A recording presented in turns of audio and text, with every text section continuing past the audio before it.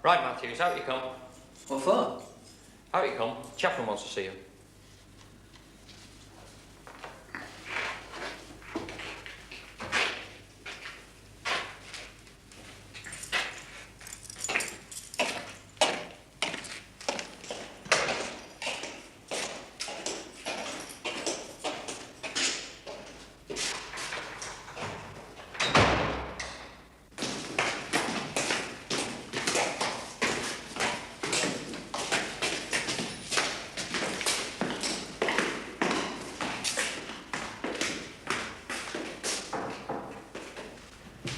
Mr. Taylor not here? No, he's not back from chapel yet, sir. Right, get in here, Matthews, and wait. You face that wall there. You wouldn't be thinking of doing anything funny on your last day, would you, Matthews? No, sir. Just keep your eyes pinned to that wall. And keep this door wide open.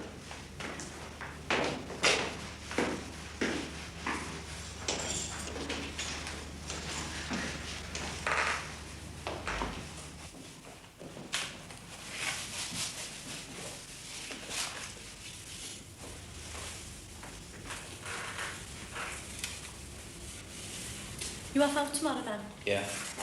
How long have you got to do? 3 weeks. Oh, it's soon past now. How long have you done? 2.5 years. You? 90 days. Have you? Better pin your eyes back to that wall before the screws out.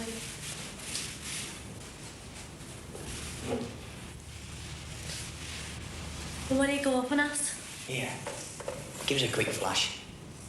Go on, quick flash before they come back. Behave yourself. Oh, go on. One quick flash. Won't take you a second. Hey? What about the door? Oh, get on, be a fireplace. I'll not see you there. Go on, only want to look. Go on, I'll do the same for you sometime.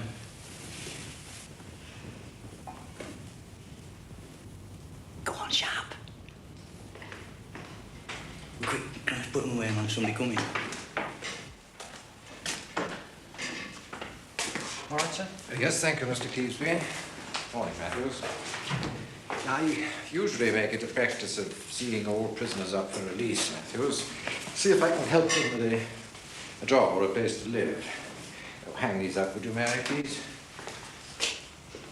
Mind you, with such a lot of... so many people out of work these days, it's becoming increasingly difficult. Thank you, Mary. Yes, sir. Thanks, sir. Sit down, Matthews.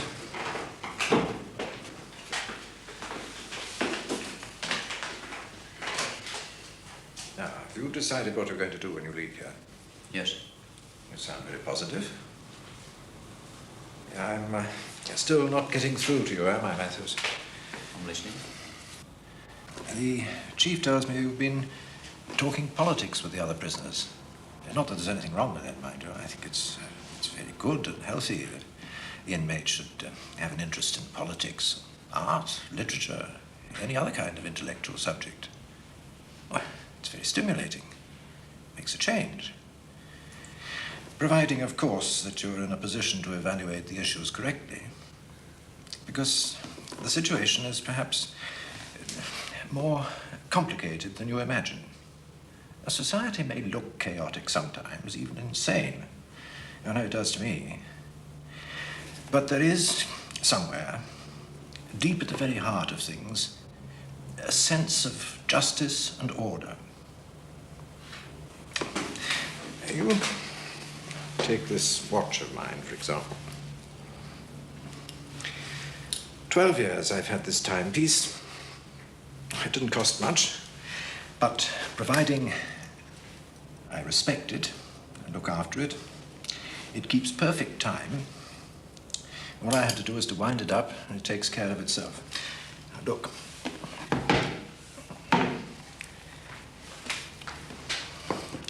You see how each wheel and spring has its own particular duty and function to perform. Everything working together in total harmony and integration. How and why, I don't know. But the point is, it works. And it's the same with society. Like this watch, the world is a very complex piece of machinery. And many of the problems we encounter in life appear incomprehensible.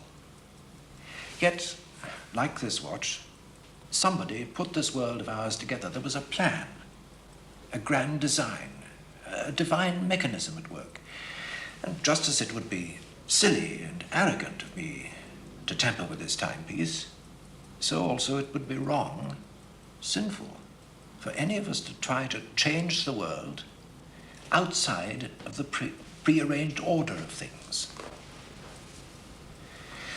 Man's real problem is to find his own personal place within this grand design, and always to seek the divine intention behind everything. Yeah, well, what if things aren't right? What if wrong people are telling us what to do and what not to do? In that case, God gives us the free will to change things. Not the license to destroy, mind you, but the right to restructure society along more equitable lines. How? Through the ballot box, by working within the prearranged mechanism. You understand?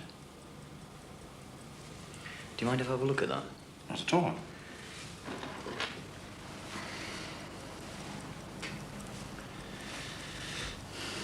So what you're saying is that the world's like this watch? Yes, if one can visualize society along these lines. With its laws and rules and institutions. But moving, nevertheless, with a definite rhythm and to a very definite purpose.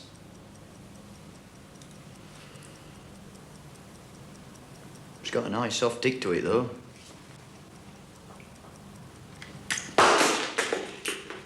Sorry about that. You did that on purpose. You deliberately dropped it. No, but if all these wheels and springs are all set and we're not allowed to touch them, perhaps the only thing to do is just scrap the lot, start all over again.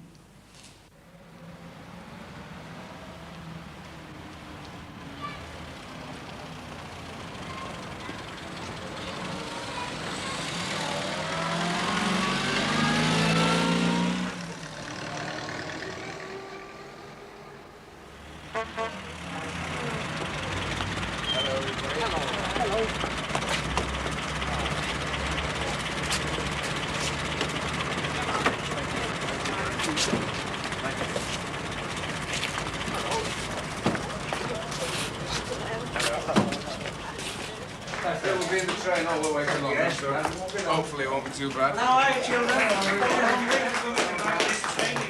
Sorry to keep you, even politicians' wives forget that. Hello, mate. Can I take your bag? Yes, please do. Hello, Vi, how are you? I'm very well, thank You're right you. there, love. Have a cup of tea, you look starved. Thanks very much. I think we're all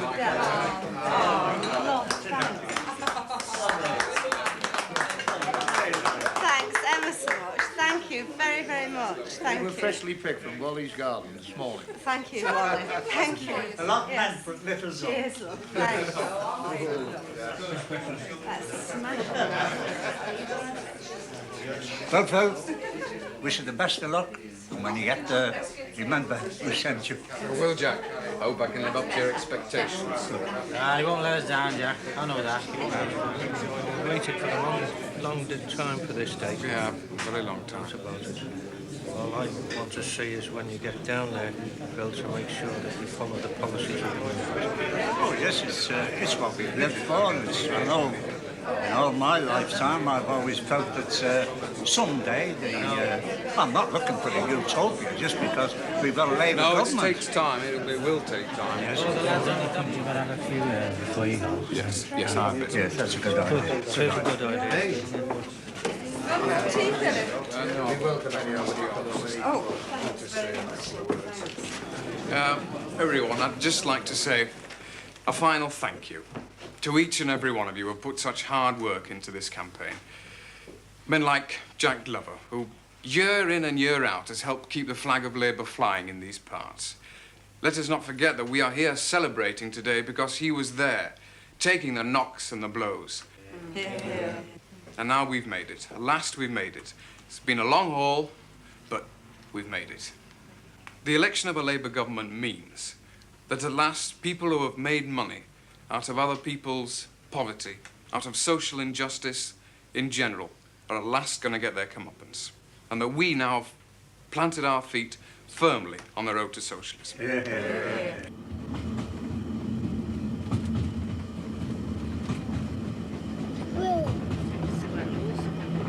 Where do squirrels live? In a tree.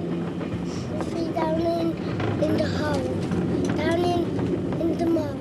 Down in the moat? In the olden days, I know what they used for buses. They use badgers. Where are you going? Go and have a look over there. Careful, Peter. Whoops. What? Careful the door.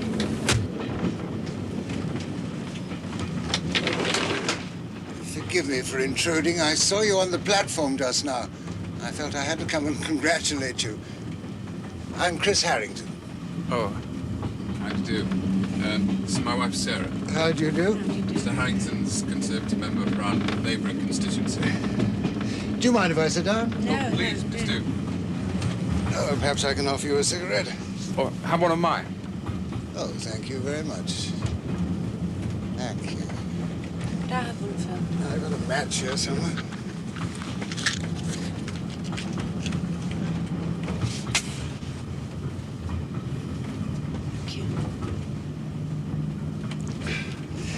Are you planning to speak early in the House, Mr. Hargreaves? Not particularly. I shall open my mouth when I've something to say.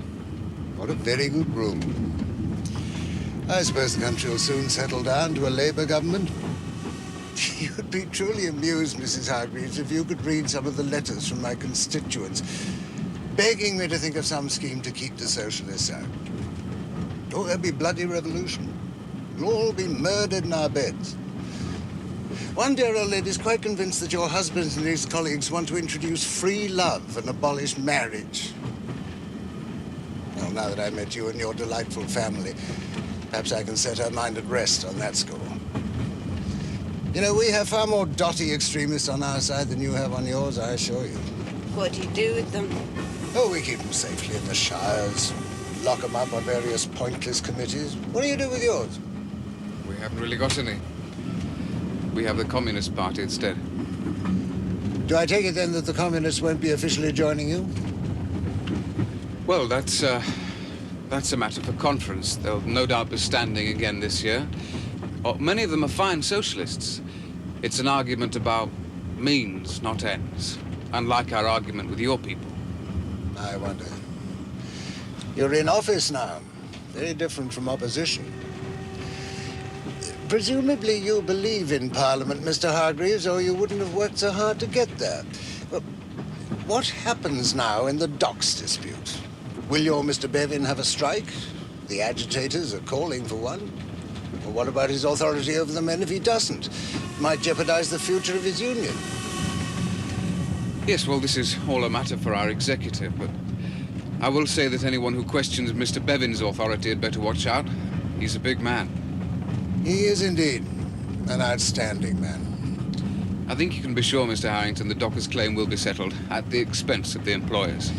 If it isn't, Mr. Hargreaves, this is my point, if it isn't settled, well, what about the authority of Parliament then? I mean, what does the government do? Does it take the strikers' side, stand by and refuse to govern, allow the trade of the country to be paralyzed, or does it intervene and use its authority against the workers if necessary? It won't come to that. You forget we're dealing with our own people now. Things will be different from now on. Oh, perhaps you're right. I hope you are. Well, thank you, Mr. Hargreaves, for a most interesting discussion. Mrs. Hargreaves, it's been a privilege to meet you both. And may I give you my good wishes for your new career. Thank you. You know, it's very exciting to enter the House for the first time. You've probably got chaps on your side showing you the ropes, but if I can be of any help, don't hesitate to ask. Goodbye. Goodbye.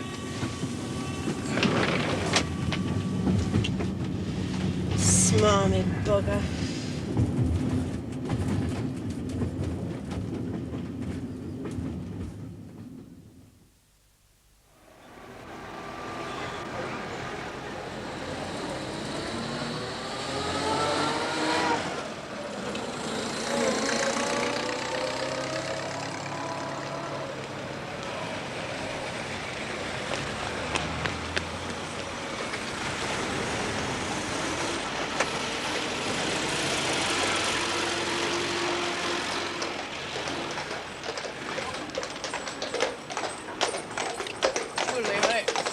Walnut Tree Walk is, please. Walnut Tree Walk? Walnut Tree Walk. A Walnut Tree Walk? Yeah? Yeah, let me see there. Take a second.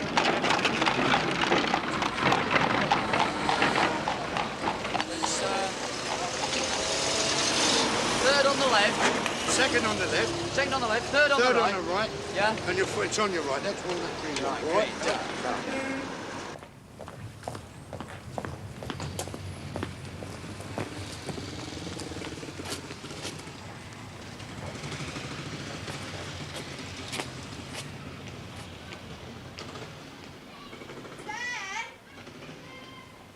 Hey, are you going up? Yeah. Right, okay, love.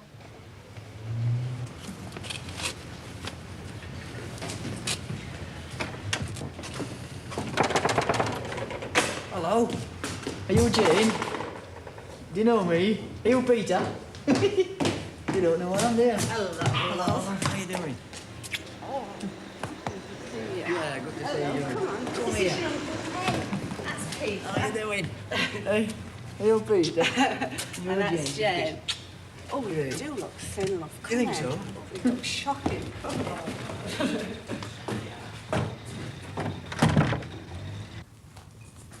Right. Yeah. Jane, how old are you? Nearly 5. 5. Eh? Nearly 5. Nearly 5. Right. You're a big lass. I never thought you'd be so big. It's cheating with your boots on, you know. Who's the artist then? Me. Are you? Let's have a look at them. Who are these? Mine. Eh? But who are they? That's Mummy, that's Daddy, that's me, and that's Peter. Are they? Ben, What? Phil says that the fella that you've got to see down the docks is a fella called Ernie Walsh, Great. and that he's expecting you. Great. Ernie Walsh. I'll go down in the morning. Can I nick one of your woodies? You haven't changed, have you? Mind you, if Phil does get us that job down the docks, we ought to have a bit of a sort out, really. What are you talking about? Well, how would you and Phil feel about having a communist in the house? Communist, you? Yeah, Jesus. I thought that's what you'd say. No, I don't mean that. I mean, I'm just surprised to find you even interested in politics. Oh, there's a lot happened since you saw us last, our kid. I bet there has. It's just, I don't want me and Phil to be at loggerheads all the time. I thought it was a thing we ought to get it sorted out.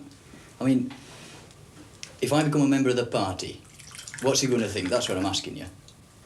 Phil won't mind. It made no difference to either of us.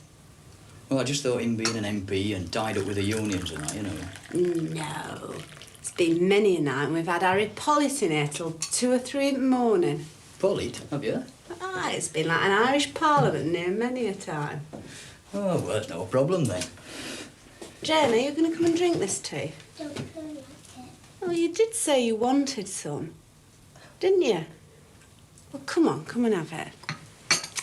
I don't know.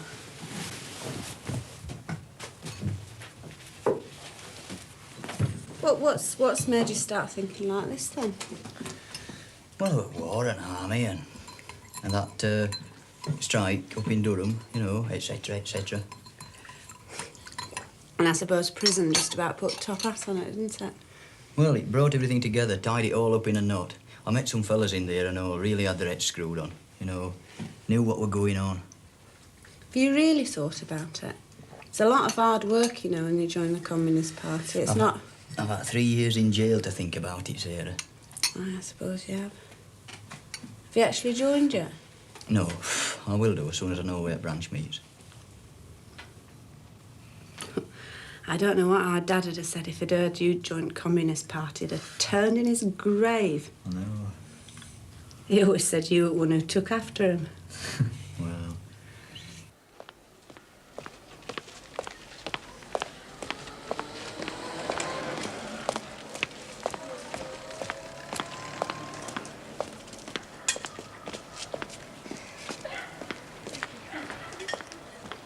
Not only was Lenin the accepted leader of the Bolshevik Party, historically speaking, he was Bolshevism. Without him, there wouldn't have been any revolution.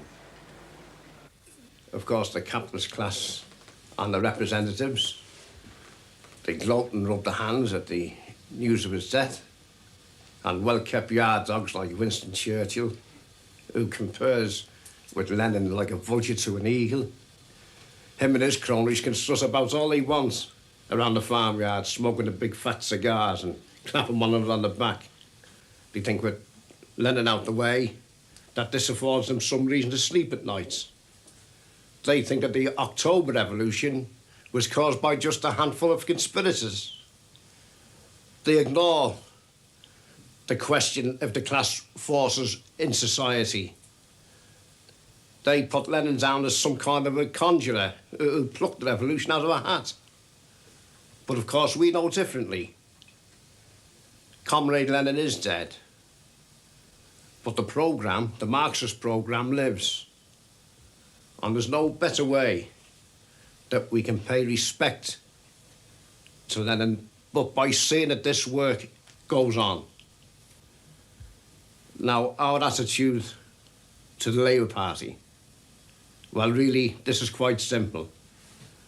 But as this is a new branch, I want this to sink in, because you become at grips with the local bureaucrats very shortly. We support the Labour Party, as a rope supports a hanged man. I mean, we work within the party, but we work to expose the leadership. And any time they commit any action that we consider is detrimental to the working class, then we jump on them, and we jump on them hard. In other words, under no circumstances and no time should we hide the real face from the masses. And I see a few new members here tonight, and for their benefit, I'd like to say this, that to be a good communist is not easy.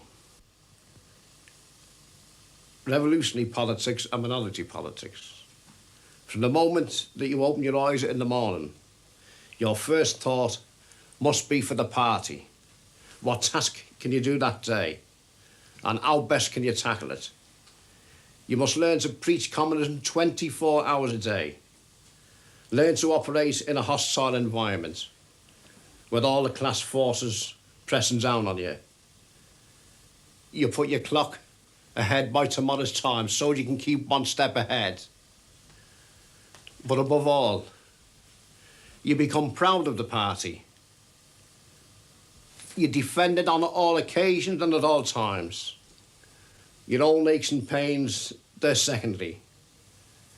Your first loyalty is to the party, to its politics and its leadership. There's no glamour. It's just hard, day-to-day work, door knocking, and that's the total comrade. I think that's about all, Comrade Chairman.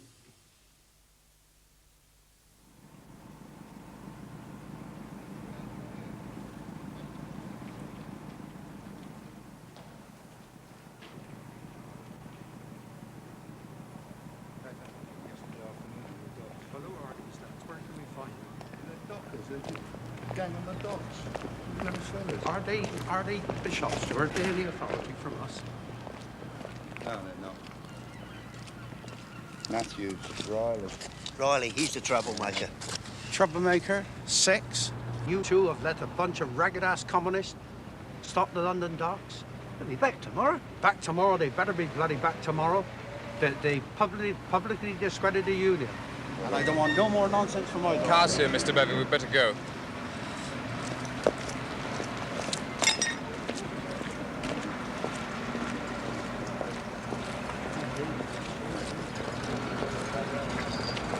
I'll see you two in my office on Saturday morning.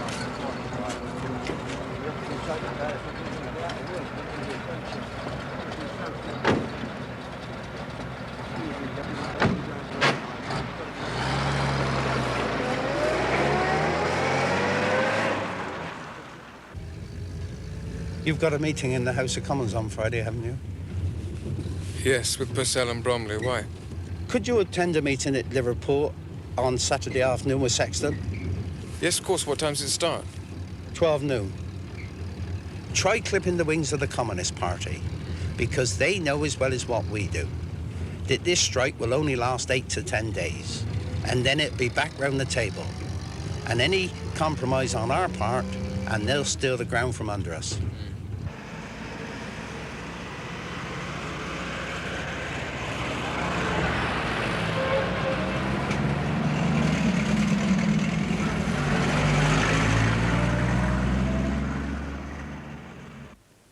Brother Chairman and brothers, let me say at once, immediately, without any reservation whatsoever, that if the port employers do not meet our legitimate demands for a 2 shilling a day increase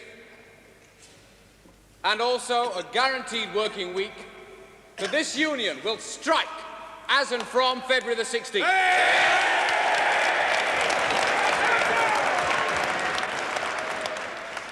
But let us make no bones about it, brothers. Whereas we know that the trades union does have a special relationship with the Labour government, and that we are prepared to bend over backwards so as not to embarrass them in any way, so as not to make their task any more difficult than it already is, we are not prepared to allow the employers to ride roughshod over the living conditions of working people.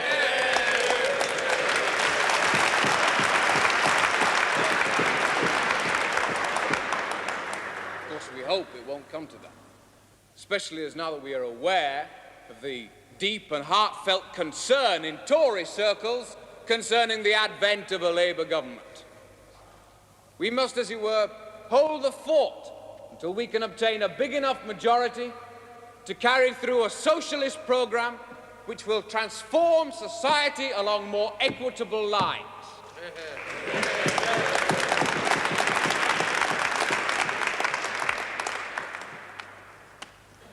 One thing we cannot afford, one thing we cannot tolerate in the coming struggle, and it is absolutely vital that we understand this, is any division within our ranks. Let there not be any political adventurism by sectarian groups whose actions, despite their sincerity and personal integrity, can only serve to weaken our cause. Thank you, brothers. See you on February the 16th. Thank you, thank you. Thank you, Brother Hargreaves, for those enlightening and, may I say, encouraging remarks. I'm quite sure our brothers here at the meeting will forgive you. I know you've got a train to catch at Lime Street for London. Thank you. And now, gentlemen, brothers, the meeting will be addressed by the senior shop steward from the Queen's, Coburg and Southend Docks. Thank you.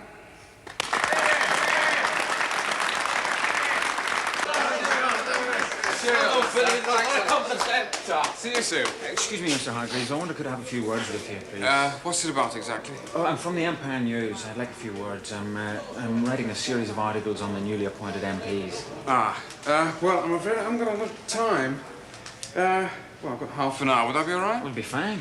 Well, there's a pub just down the road that's fairly quiet. We could go there. Good. Thanks very much. Cheerio then, Les. Phil, thanks very much. You've done a lovely Thanks. job. Very nice seeing you. See you in a few months. Yeah, cheers now. Bye-bye.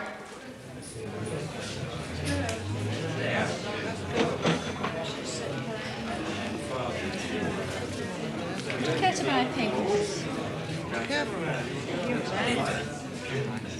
She pays, I like this.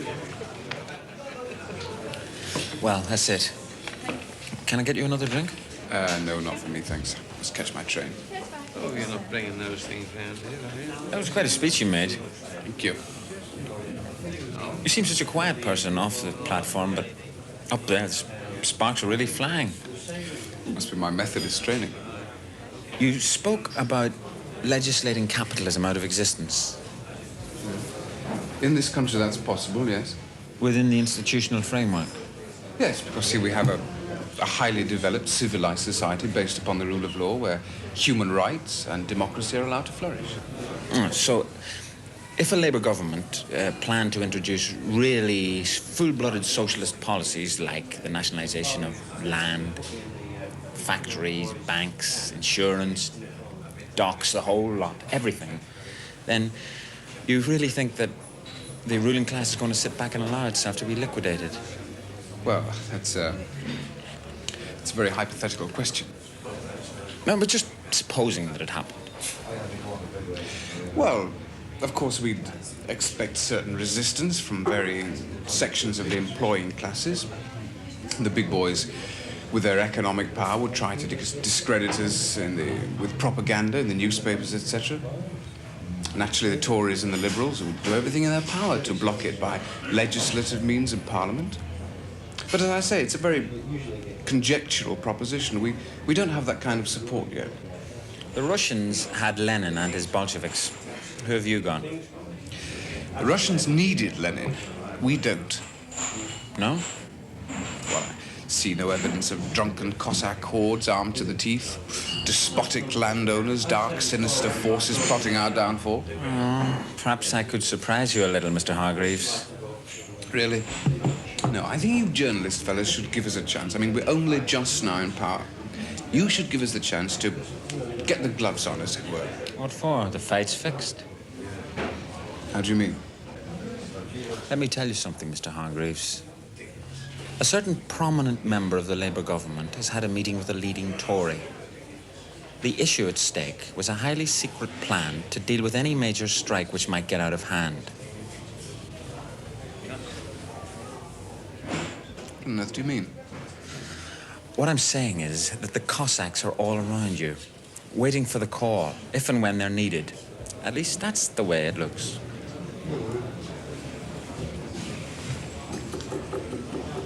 It's a very serious charge. Can you prove it? But I can give you plenty of information to be going on with. You've heard of the Tory J.C. Davidson? And John Anderson, the permanent Under-Secretary to the Home Office in the Tory government? Of course. In 1919, Lloyd George set up the Supply and Transport Committee to deal with any revolutionary situation which might develop out of the war. Last year, because of the industrial unrest, Prime Minister Baldwin revived the same committee, and he put these two men in charge.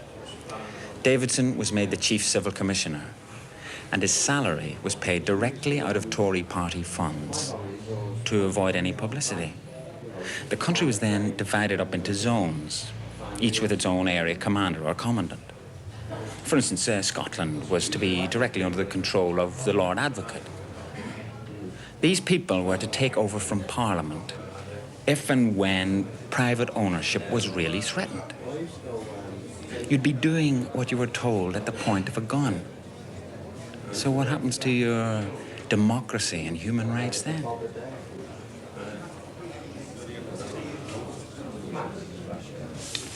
How did you get to know about this?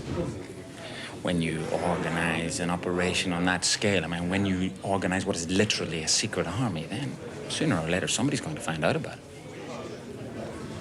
How does the Labour government come into all this? Right up to its radical neck.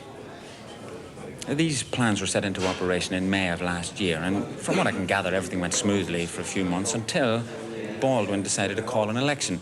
That's when they discovered the fly in the ointment.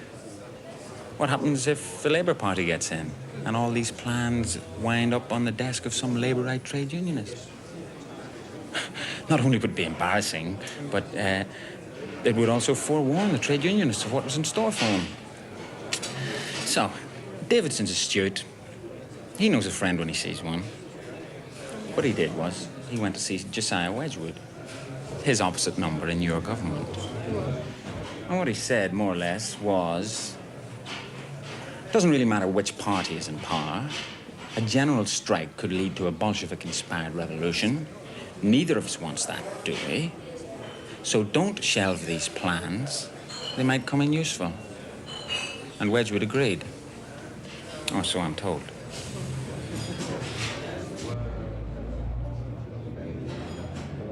My first reaction is one of total horror, disbelief.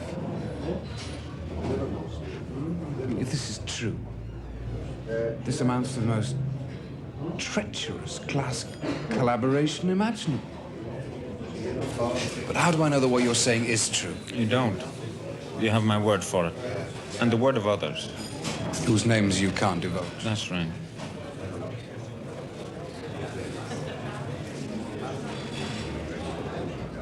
But what do you expect me to do about it? I don't know. That's up to you. Can I get you a drink? No, really must go. All right, I missed my train. Contact me in London, will you? Goodbye for now.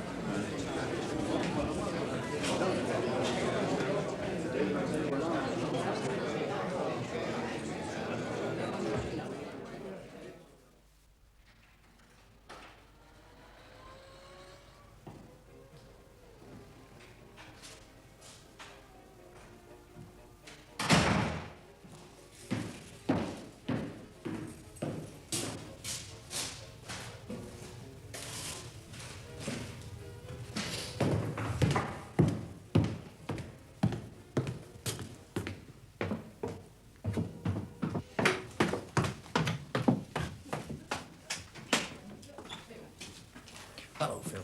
This is Joel Barnett, I've told you about. How do you do, Joe? Recently. Yes, Ben's told me all about you. What you doing here in London, then? Well, we're in for a wage claim, you know, so I hope the lobby or MP to push it a bit, you know. Oh, yeah. You see, it's the swings and the roundabouts that they took off us on Black Friday 3 years ago. yeah. We are trying to snatch back. But only this time with the Labour government in, we're not expecting so much trouble. Oh, well, I hope you do well with this. Well, I hope so. Phil, Joel's going to stay tonight. Oh, yeah, sure, fine. You haven't been long out of prison then, Joe? The release will last summer, you know. Yeah. Yeah, because Ben was telling me about the pitched battle you had there with the police. Oh, it was rough. Yeah. Terrible it was.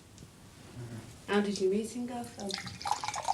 I think it went quite well, actually, yeah. Here, Sarah, Round tell... out to read? No, not just yet. I say, tell Joel about Beatrice Webb. Beatrice Webb, you know what I think about Beatrice Webb, don't you? Yeah. You know she is, don't you? Oh, all right. Oh, she's really worried about all the kind of working class habits of Labour MPs' wives, and she's decided that now they're MPs' wives, they ought to learn how to behave like them. Yeah. Tell them. So she's teaching them how, you know, what cutlery they ought to use when they go out to eat, how they ought to sit when they're in public. But they'll lap it up, though, you know. That's what gets me. These are Labour MPs' wives, you know. They should be setting a bloody example. Right, They're so- not. No, all they're worried about is who's going to get most like tourists fastest. And Snowden's wife, well, he's Chancellor at Exchequer now. And therefore, she thinks she's got a right to number 11, which is where Klein's is a living. And that's all she can talk about or think about is why she isn't in number 11. She's so knocked about it that MacDonald's daughter sent us all invitations to have tea.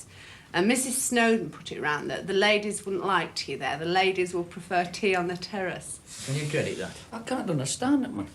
All the time this is going on, there's people walking the streets who've got nowhere to live, not enough to eat, and all these clowns can worry about is where they're going to have tea on the terraces. It makes you bloody sick of this. Oh. But Ramsay MacDonald's just as big a snob. He's filling his cabinet with Tories and Liberals. Working class don't get a look in. You know, he didn't even give George Lansbury a job. Makes you sick. Actually, I'm quite hungry now, Sarah, if there's anything going. Yeah, what do you fancy? What have you got? Some ham, eggs. I'll come and see for myself. I'll make you shepherd's pie if you like. No, I just fancy something light. Where have the kids got to? They're playing out. I'll go and get them in a minute. What's he like, this brother-in-law of yours? He's all right. Social Democrat, full of all sorts of illusions, like. You can get on with him, you know. Do you think he's hostile to the party? What? Do you think he's hostile to the party? Oh, no, he's on the left. Not Not as much as Purcell and Swales is. But he's not hostile. And then again, he's got this tie-up with Union, you know. Transport in general. Yeah, Ernie Bevin. You know what he thinks of us. Do I not?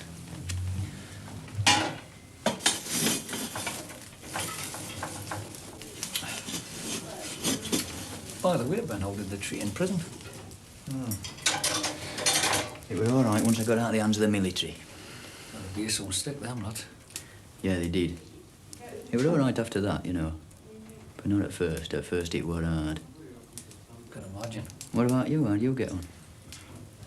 Well, to tell you the truth, Ben, I didn't mind it. No?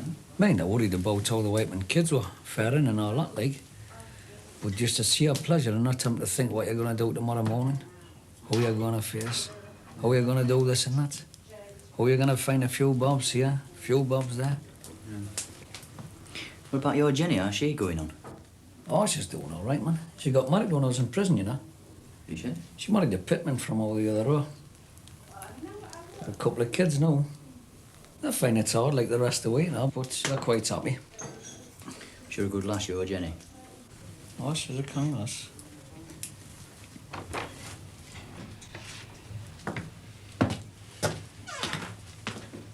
Have you lads eaten? Have you had something?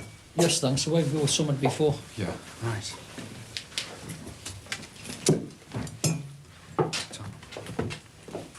Do you reckon to the election then, Joel? Well, obviously, I'm over the moon that Labour got in. But it's a pity we've got to rely on them Liberals. Yeah, absolutely. I mean, anything worthwhile you try to get through, they'll block, won't they? Yeah, you're right. Still, it's a big step forward, Joel. Ah, but them Liberals are that to come copper over Labour.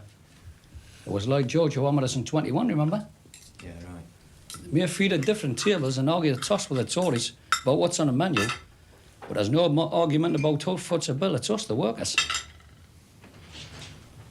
Are you a member of the Communist Party as well, Yes. Joel? See much of Shinwell, Phil?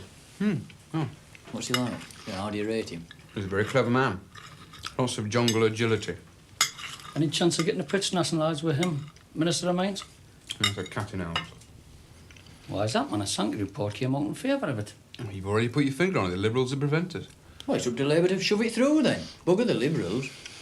It wouldn't last a month, Ben. The Tory and Liberal vote combined would fetch us down. Well, go to country again, then. Try again, with a real socialist programme. Show Liberals up for what they are. The workers who voted Labour expect something different. And if you start playing a Tory Liberal game, they'll turn away. Exactly. And say, what's the point? I know different. You should both of you take the trouble to read the Constitution of the Labour Party. What, close for? Yeah. The workers by hand and brain shall receive the full fruits of their industry, etc., etc. Yeah, we're going to fight for this programme, though, Phil. Yeah, I was under the impression that was what the election was supposed to be all about. Besides, we need experience in office. One thing the Tories do have, because they've been at it longer than we have, in abundance, is highly trained administrators. Trained?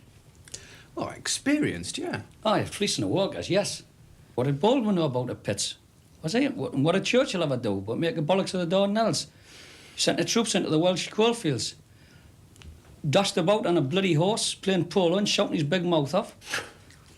You communist lads are all the same. No, but he's right, though, Phil. We've got plenty of organisers. We've built up the trade What unions, you're haven't after, we? what you're both of you after, is armed confrontation between the workers and the government. Why not? But if that's what it comes to. My experience as a pitman, look, it tells me that anything we've ever gotten, we've had to fight for. I'm just going to go out and find the children, Phil. Okay, love.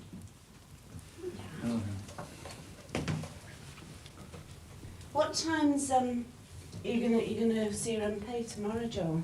12 o'clock we ought to be there for. Plus there's do-on that we're going to at 12:30 to meet some Russians. So if you and a couple of your mates would like to come along. Oh, yeah, I would love to. That's all right, isn't it, Phil? Yeah, of course. Yeah, it's fairly interesting for you to meet these people. Right. I'll see you in a minute. Sure. Turn up. Bye-bye. You know, you're dead wrong, Phil. You're completely wrong, man. The trouble with you lot is that you judge everything from the Russian experience. You behave as if every social revolution has got to go along the same lines. Well, what other experience is there? They've gone ahead and done it. Yeah, in a way, I'm sorry they have. I'm not defending the Tsar or anything. I mean, for them, it was a good thing. It was the only way out. And we are different, are we? Of course we are. And by the way, the credit shouldn't all go to Lenin. I mean, it was his genius that engineered the whole thing, but the system was corrupt anyway. It was rotten to the core. It had to go. Well, don't you think we've got a system that's rotten to the core here? Yes and no. Well, you can't have it both ways. Well, as a matter of fact, I believe you can. How? Well, now, you two are going to laugh at this. I know that for a start. Well, go on. Well, on the one hand, you've got a system whereby kids go hungry in the street and the rich get richer, which we all know is rotten. It's decadent and it's corrupt. But on the other hand, you've got a parliamentary system which allows to put something else in its place. Oh, Now, let me finish. Whether Baldwin, Lloyd George or Churchill like it or not, it's there. For years now, they've been using it to consolidate their own power. But what they can't do is just kick it aside and pretend it doesn't exist. Because if they did that, then there really would be revolution. Yeah, but it's always the economic power that counts, isn't it? Big business holding the purse strings, calling the tune. Up to a point, yes. Up to a point, it's there. Are you honestly telling us that if people get a bit rebellious, they're not going to come down on us? Man, it's on the bloody cards, man. You can bet your life on that. Well, it probably is, which is all the more reason why we shouldn't give them the opportunity in the first place. We challenged that authority. We took over property, and we done 3 years for it. I mean, in Russia under the Tsar, if you were a communist, you'd automatically get whipped off to Siberia. Whereas in England, like it or not, you can publish your own newspapers and stand for election. Well, what does that prove? Which proves that you can change things democratically. Well, what's happened? Well, what happens if we decide democratically to take away all our wealth? The land, the banks, the factories. What happens then? Well, there'd be a stink, yeah. Oh, it's obvious, isn't it? More than any bloody stink. Yeah, but what we've got to do is to convince the majority of the electorate that we are in the right. Oh, dear me, and then what would they do? Parliament would go by the board and they just rule by force. Anyway, we'll never convince the majority by simple propaganda. How can we? It's an impossibility. You might as well piss in the Atlantic. They own the schools, the colleges, the army, the police. What else? You Courts, name it. papers. Yeah, and you talk to us about persuading the majority. Yeah, but I mean, the fact remains that we are in government. No, but you're not in power. Yeah, well, just give us a chance to get a majority and be in government, and then we'll show you what it's all about.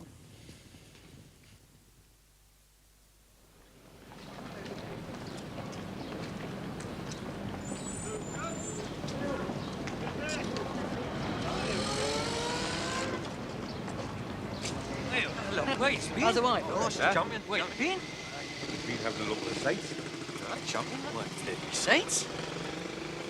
Been having a look at Buckingham Palace. What the hell do you want to go to Buckingham Palace for? See if it's still there. Have a look at it. Tommy's You thinking know of what, you just want to think ashamed of yourself. Wogan, man, you've seen it all happen. Well, how's that? We only went and had a look at it, man. We haven't done no, Oh, you know. you're standing there and the waving doing you and standing there all over the gob shites. Just You- what I you wanna tell them. get it. Just what I There's tell no them. You want to rabbit get it, you want to get it. Sail and have a look at it. It's a beautiful bloody building. It's got a good reason to be bloody beautiful, the money they're getting off us. With it. You're a bloody disgrace to the Hey, walking look, people man, here, man. time. Listen, there's a Standing watching them lots. There's a Russian trade delegation come over. Have you heard of Suslov? He's brought this trade delegation over from Russia, and Philip's fixed it up so we can meet him. So if you go see your MP, you know, we can go meet him after. And there'll be, you know, something to eat, something to sup. Right? Pint. Got a pint. Oh, yeah. I understand now, you. What are you just, man? I'm sure I know the name. I think I'm, You've got to walk through that.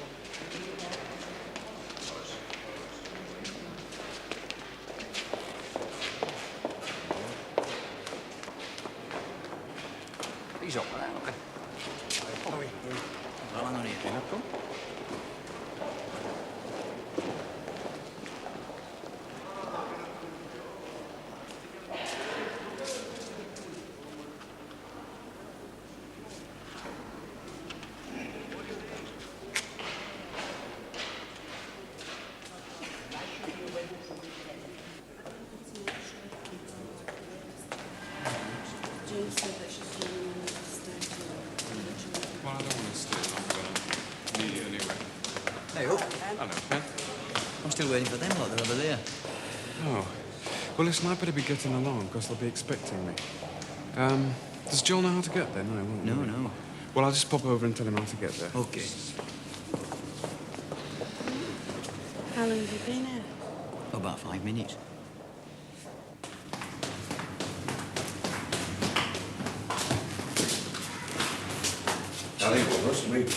Well, it says I was up the stairs, man. Where? I think he's getting around here. Well, yes. Somebody could have told us it was up here, man. Yeah. Well, you could have told me, I said, yeah. All right, that's good. Could you tell me where the Russians are holding a party? The Russians are over from Russia. The delegation, you know. We've been invited to this party. They're having a party here somewhere, and we've been invited by this MP. They're over here trying to get trade with this country. No, man. You know there's a do going on. Where there's a party, man, a party up here. Look at the Russians. We've been invited by an MP to the party. The Russians holding a party. Have you never been to the party? I want to know where the room is. Where they drink wine and I'm a member of pints the of beer party. and sandwiches and things, man. The Russians.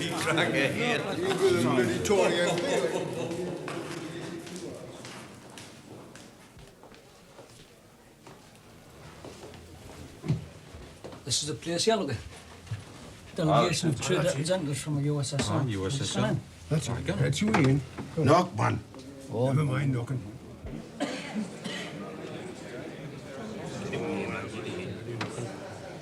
Good evening, gentlemen. Can I help you? No, is this where the okay, Russians thank have you. the party? Yes, this is the Russian party, sir. This is what. Oh, I'm sorry, gentlemen, but this is a private party. We know. Oh, we're all about that, but we've been invited here, yeah? I'm sorry, but have you got an invitation, sir? Well, for an official invitation from an MP's wife. Do you know the name of the MP? Aye, Philip, oh, good. He's a Labour man. I'm sorry, gentlemen. I'm awfully sorry. Come along with you now. We can't come back no, man. Shut him. Oh, no, man. Hey, man, come back. Gentlemen, please, don't call. He's only a tea boy, this man. Bloody hours. Oh, I'm awfully sorry, man. Anyway. Sorry, sir. Sorry, sir. Sorry, By the way, sir, this is old chef Tom Crisp. Hello.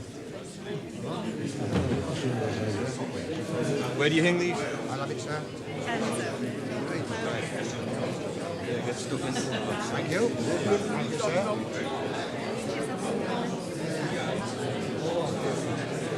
Lost one. Oh, they're lost in the corridors, man. These are Joel's friends. Joel Barnett, Herbert Johnson. Pleased to meet you. Pleased to meet you. I get one or two of your speeches, but one or two things, I'm not too sure about. What sort of things are those? Well, how socialist this government can be. Friends, comrades, can I have your attention, please, just for a couple of minutes, whilst they say a few words of welcome to our friends from the Soviet Union. As you might know, in November last year, as a result of a resolution passed at our own trade union congress, I visited Russia, along with John Bromley, George Hicks, Alonzo Swales, to establish closer links with our opposite number in the Soviet Union. Altogether, was there for 2 months. And in that time, I can honestly say that everything it was possible to see, we saw. Absolutely nothing was hidden from us. In fact, everywhere we went, along the Volga, in the Caucasus, even into the Ukraine, there were meetings going on all over the place, in the villages, in the factories, in the shops, even on the schools and on the farms. The atmosphere was one of energy, of unity, of one of achievement, pride in the achievement. Of course, there's a lot to be done. Poverty still exists. Prejudice, ignorance are still there. But the people are working hard. They're working in unity to change all this, and they will. However, my purpose today is not to give a report of that visit. That will be published in February. My purpose today is to welcome, on your behalf, Mr. Suslov and his comrades who make up this trade delegation. Mr. Suslov.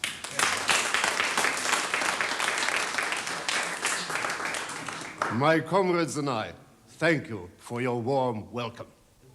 We look forward with confidence to the future and friendship of the British working class. To friendship. За дружбу!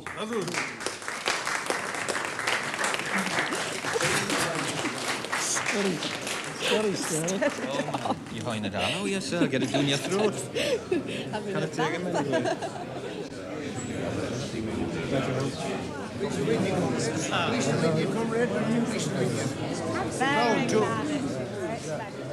What did he say to you? Well, he said basically Shin will probably get a rise this year, but it's nationalisation. Didn't want to know about it. Look, Matty, the fella just stood there and laughed at her. That's what he did. What did He you, sa- what did you says- say to him? Look, he says to her, there's never been any serious possibility. Them were his words. I says, well, were you serious enough about it, son?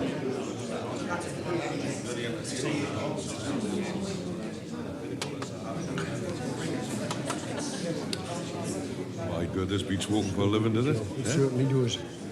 Certainly does. Good stuff. Yeah. No one know why they want to be MPs. Keep quiet now, we're getting it for no pocket, didn't you? You've not no right to be sceptical about. The things that Russia they've been through and they're going through now. Famine, the factories are, everything's gone to rack and ruin now. The people are fighting for their very existence, and yet you're sceptical. I don't underestimate the You thing. do underestimate. I think Mr. Johnson is referring to a discussion we had earlier. Yeah. In our new economic policy, we will allow a certain limited reintroduction of capitalism and the profit motive. There is nothing rigid about Marxist theory. We must be realistic in some things. Because realistic means using any material that's available. Of course. Yeah, you're attacking communism. Communism doesn't exist there. Not yet, it doesn't. It isn't even socialism. All they've got is the power in the hands of the people. They've got to start building socialism. Fine, as Start long as laying- they're going to start building in the right direction. But you can't just build always and hope it's going to come out, right? But, you know, you're attacking... Excuse me. I think it's important to use as many people as possible. Of course, this is what I'm here for. First, this is Mrs. Robinson from the Trade Union Congress. Look, these landowners, the industrialists, all the people who've been dispossessed by the revolution are now being asked to come back and take up their former occupations. Do you realistically think they're going to step back out of the limelight as soon as the economy's on its feet? I mean, do you think it's going to be so easy to turn the clock? No, I don't They're going to have to. But I mean, surely they're just a sort of necessary evil until other people have learnt the skills that they've got, and after that they'll be got rid of. I'm not sure I like got rid of. I mean, I don't mean got rid of in that sense. I mean that power will be taken away from them.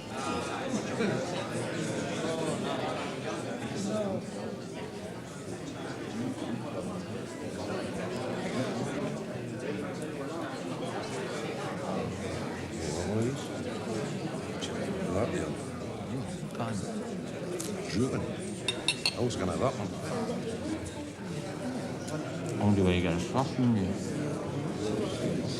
Right, yeah. Boston. It's a fellow, Mal. Can't man, he's got the wife with him. Yeah, somebody. Skim? Oh, Jackie, Yes, sir.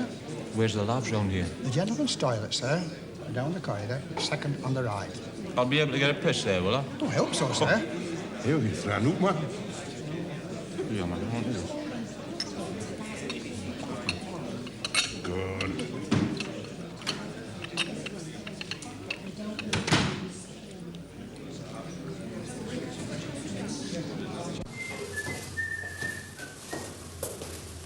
Hello there.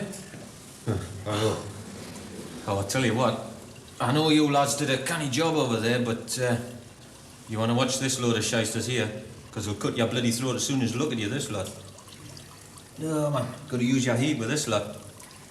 Just keep your gob shut, suck that beer and barrels to the lot of them. Anyway, it's been nice meeting you, pal.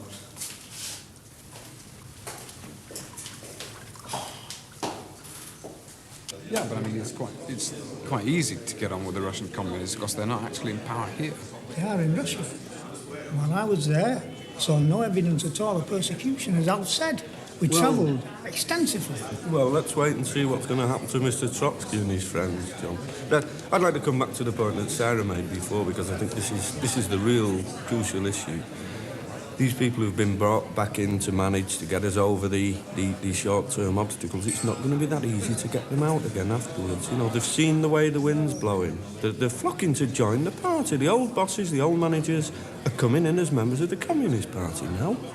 You're exaggerating, man. You must be. No, I'm not exaggerating. The figures are there. They're clear enough. You've only got to look at them. And to me, it just stands out. What figures? Look, after the revolution, they were going to... All the old managers, all the old bosses were going to be pushed out and replaced by people from the shop floor, by ordinary working men who were going to control their own industries and run their own factories. And in 1922, 2 years ago, you've got a situation where 2/3 of management were workers, shop floor men. And only 1/3 were non-workers, the old bosses. And of that third, about 1 in 7 were members of the party. Now, the figures published at the end of last year, that's only 12 months later, the whole situation's been turned over onto its head, and you've got a situation where only 1/3 of the managers are workers, and 2/3 are the old bosses back, finding the way back in. And this is the real key. Of those 2/3, more than half of the old bosses are members of the Communist Party. It's incredible. It's more than just incredible, Sarah. I think it's a very, very real danger sign. It shows the way it could be going. We were going to have this classless society in Russia, John. And what's happening? You know, already people seem to be moving in and making little niches for themselves, creating a new hierarchy. Yeah, but what you're ignoring is the fact that the Communist Party are in control. They're holding the reins. They may be holding the reins, but who's the jockey? Stalin. Or Trotsky, perhaps. The party. Yes. And they'll make sure everything goes on the right lines. Look, but I don't want to disillusion you about the communists. You'll not disillusion me, mate. You can talk till you're black in face. You'll not make me not believe in what the party's doing and everything they stand for. I don't think we're against the concept.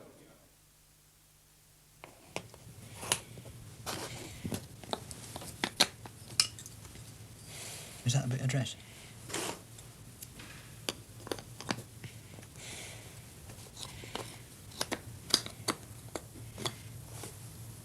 I think that's a piece of sky, is it? No, a pond. Where's it taking you then? I don't know. Some restaurant, was there? A bit la-di-da, like. So you're taking to supping wine and all, eh? You're a sarcastic bugger. Who is? You. You can't resist a snide remark, can you? Nah, get off, man. I'm only pulling your leg. Where does this go? I don't know. It's this corner, I think. Huh? I do wish you'd stop these attacks on him, Ben. I'm not attacking him, you know. That's the bloody union. You know, it's not personal. Same difference. Yeah, but I mean, you knew what score were when I first came here. I did tell you. Did get you that job on the docks, you know. So? And put a roof over your head when you came out of prison. What's that got to do with it? Peter, come on. I don't know. What's your dad gonna say if I hadn't arrived looking like an old ragbag, eh? Hang on a minute. Towel. Thanks.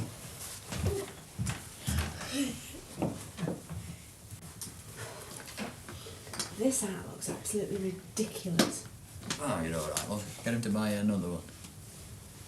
I'll have to do. What I mean, Ben, is I just don't want this house torn apart because of politics. No, it won't be, love. Well, just stop bringing your arguments home. Right? You gonna give us a kiss? Right, now you're gonna be nice to your Uncle Ben. Yeah. Yes? Yeah. And make sure you're in bed in half an hour. Right, you make sure, won't you, Ben? Oh, yes. Okay, well. Right. Hey, I say, don't sup too much of that wine, will you? Bye-bye. Bye-bye. Ta-da. What have you done then? Last bit.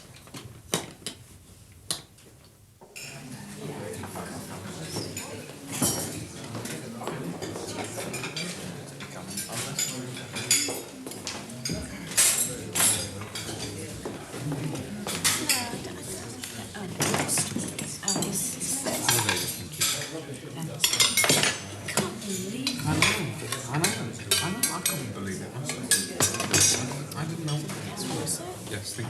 that looks very nice.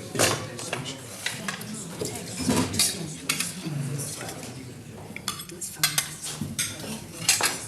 Photos, sir? Just a couple. What paper did you say it worked for? Counts? Nothing. No? Implying views. I mean, my first reaction was that either he was a liar or someone, for his own reasons, had just invented the whole thing. Why should you want to do that? Still, I don't know. I've been racking my brains to try and think of a motive, but I just can't come up with one. What I do keep coming back to is that he just may have got hold of the truth. Why should you want to tell you? Well, I mean, reporters do like to shock, I suppose. But on the other hand, he may just have wanted to pass it over to someone on our side. But obviously what I can't do is just ignore it. I mean, if it's true, then how deep does our freedom go? I mean, it's as if you just scratch the surface and there's a police state underneath. I mean, if it's true, what it amounts to is that there is a conspiracy against the people. And if a Labour minister can turn a blind eye to that, then where are we? I mean, if you told me a year ago that Baldwin and the Tories were secretly carving up the country and that there were plans to smash the workers in the case of unrest, I wouldn't have believed you. I wouldn't have believed that even the Tories were capable of such a thing. I mean, it's so bloody unconstitutional. And the whole basis of the system is that the police, the civil service, the army are under direct control from the Parliament. And that your MP can just get up in the House, ask a direct question of what the government is doing and expect a direct answer. I mean, that's what this country stands for. It's what freedom is all about, despite political differences in peacetime. What are you going to do about it? I don't know. You can't just sit back and close your eyes to it, can you? I don't intend to, you know me better than that. What are you going to do? See Wedgwood. Demand a direct answer. Do you think I'll give you one?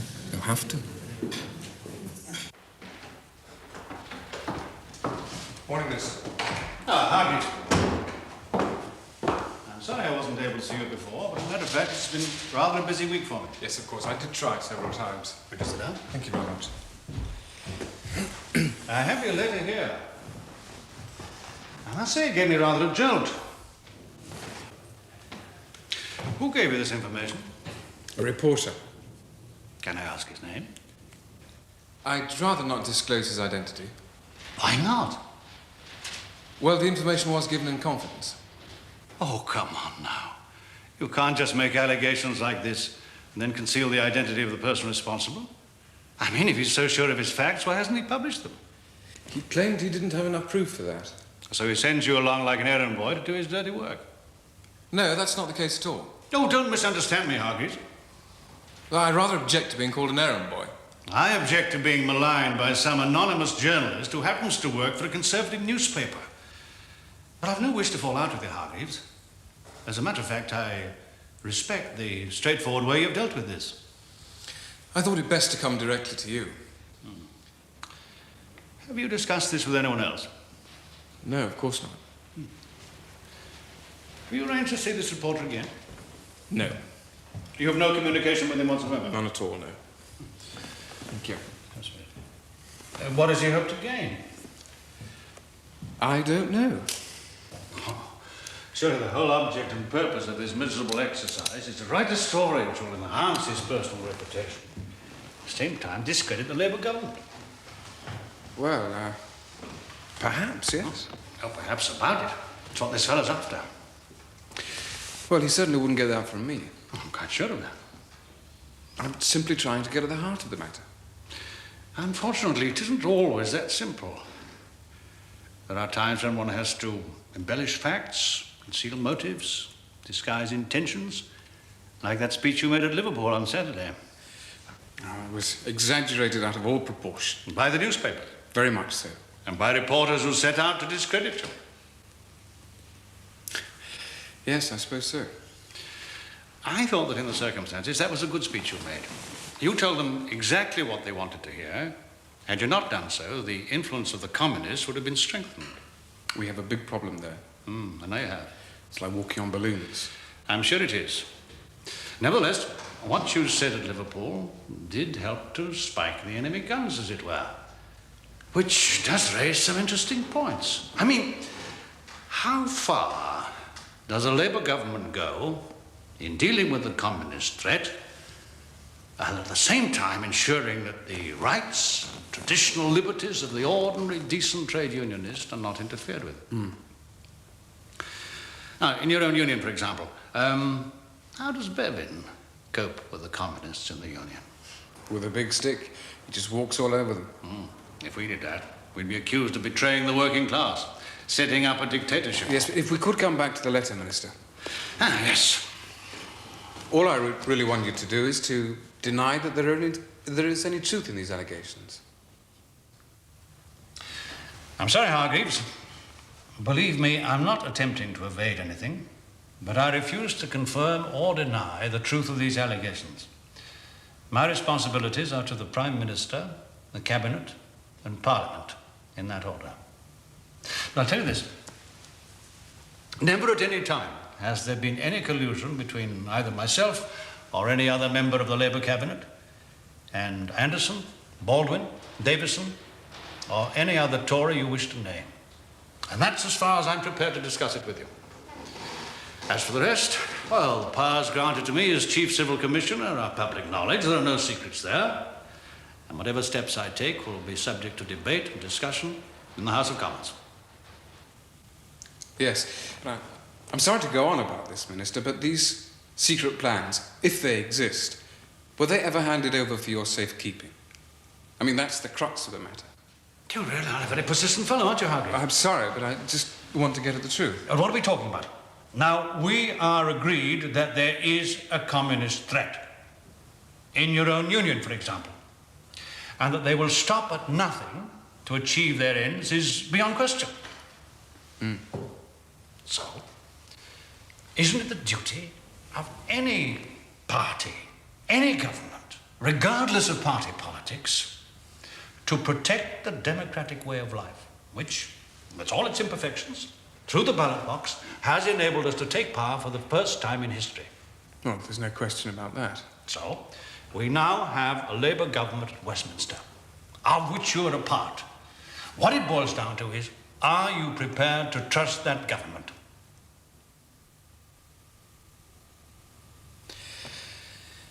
Yes, well, I felt I had to come and see you. I'm glad you did. I hope I haven't taken up too much of your time. Not at all, not at all. Worth discussing. Well, I'll be going. Good day, John. Thank you very much.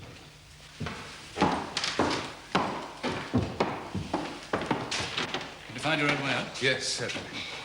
Thank you. Good day, dear Hargreaves.